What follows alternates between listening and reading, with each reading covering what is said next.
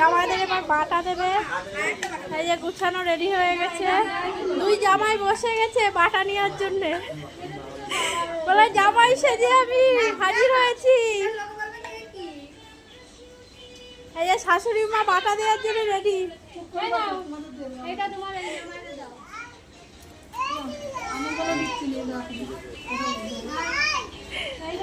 ও জামাইদার মুখে সেই হাসি।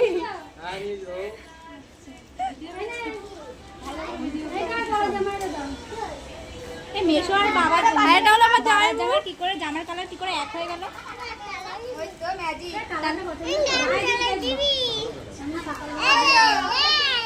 কালো আসছে। এ হবে হবে সব ভালো লাগবে। এদিকে কালো আসছে।